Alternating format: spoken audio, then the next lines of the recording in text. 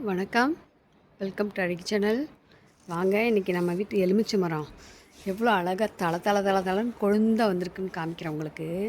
அதாவது காய்ச்சி முடிஞ்சிட்டு திரும்பவும் கொழுந்து எடுத்துருக்கு. இங்கே பாருங்க, கொழுந்து பாருங்கள். அதான் ஏன்னா இவருக்கு நிறைய நல்ல வெயிலா, அதனால் அப்படியே காய்ச்சி முடிஞ்சோடனே ஒரு கொழுந்து எடுத்துருவார். எடுத்துகிட்டு அப்படியே திரும்ப பூ வச்சு அப்படியே காய். இங்கே பாருங்க, மேலே பாருங்க, பார்த்தீங்களா? உங்களுக்கு காயும் இருக்குது, காமிக்கிறேன் வாங்க. பிஞ்சு பூ காய் இருந்துக்கிட்டே தான் இருக்கும். இப்போ கூட பாருங்க, இங்கே பாருங்க, 2 பறித்து வச்சுருக்கேன். ஜூஸுக்காண்டி பறித்து வச்சுருக்கேன். இங்கே பாருங்க, எவ்வளோ பெருசு இருக்குது பாருங்கள். எப்படி பார்த்தாலும் ஒரு 100 கிராம் இருக்குங்க. அவ்வளோ பெரிய பழமாக இருக்குது. நல்லா முழுக்குன்னு டெய்லியுமே நல்லா தண்ணி ஊற்றிடுவேன். 4-5 டெய்லியும் ஒரு 4-5 குடம் தண்ணி ஊற்றிடுவேன். செடி பெருசாக இருக்குல்ல, பத்தாததுக்கு அப்படின்னு சொல்லி இதுக்கு தண்ணி ஊற்றிட்டு அதுக்கப்புறம் தான் நான் வீட்டுக்கே பிடிப்பேன் பாருங்கள். அவ்வளோ எனக்கு செடினா ரொம்ப ரொம்ப பிடிக்குங்க. இது கூட பழுத்துருச்சு போல், பறிச்சிக்கலாம். அதுக்கப்புறம் இங்கே பாருங்க, இந்த எல்லாமே கீழேயே தான் இருக்கும். இந்த பார்த்தீங்களா? அப்புறம் இங்கே பாருங்க, இந்த எப்படி செண்டாக காய் சூப்பராக. இங்கே பார்த்தீங்களா? அதுக்கப்புறம் வாங்க, உங்களுக்கு பப்பாளி மரம் காமிக்கிறேன். பப்பாளி கூட பழுக்க போகுது, உங்களுக்கு காமிக்கிறேன் வாங்க.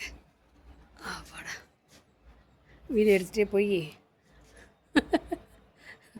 கீழே பள்ளம் விழுதுறாங்க. முருகா, எல்லாத்துக்கும் முருகா தான். முருகா. ஆனால் கரெக்டான டயத்தில் வந்துடுவார் முருகர் எனக்காண்டி. இங்கே பார்த்தீங்களா பப்பாளி பழம், ஸ்டிக் வந்து எடுத்துருக்கலாம். சரி, பழுக்க போகுதுங்க. 2 பழம் பழுக்க போகுது. ஃபஸ்ட்டு அந்த 2-3 பிஞ்சு மட்டும் இருந்துச்சு. அதுக்கப்புறம் திரும்பவும் பிஞ்சு இல்லாமல் இருந்து திருப்பி பிஞ்சு வச்சு இப்போ நிறைய காய் திரும்பவும் காய்ச்சிருக்கு. அப்புறம் இப்போ பழுக்க போகுது. அப்படியே லைட்டாக மஞ்சள் கோடு வந்துருக்கு பாருங்கள், சூப்பராக. பார்த்திங்களா? வாழை மரம் கூட நல்லா வந்துருச்சு. குட்டி செடியாக வச்சுருந்தோம், சூப்பராக வந்துருச்சு பாருங்கள். வாழை மரமும் கொஞ்சம் க்ளீன் பண்ணணுங்க. ஆளுக்கு சொல்லியிருக்கேன், இன்னும் ஆள் வரல. ஆள் வந்தால் கொஞ்சம் சுத்தம் பண்ணணும், நீட் பண்ணி வச்சுக்கிறணும். அப்போ தான் இந்த பூச்சி போட்டெல்லாம் எதுவும் வராது. எப்பயுமே சுத்தமாக வச்சுருந்தா தான் இந்த பாம்பு தொல்லை, அந்த பெருக்கான் தொல்லைலாம் இருக்காது. ஆனால் அப்போ கூட எங்கள் வீட்டில் பெருக்கான் போகவே போகாதுங்க. எங்கள் வீட்லேயே தான் குடியிருக்கும். இங்கே பாருங்க, இப்போ கூட வலை தோண்டி வச்சுருக்கு பாருங்க. இங்கே பாருங்க, அதான் எப்படி எங்கேருந்து தான் வருமோ, எப்போ பாரு பெருக்கான் இருந்துக்கிட்டே தான் இருக்கும். பாய், அடுத்த வீடியோவில் சந்திக்கலாம்.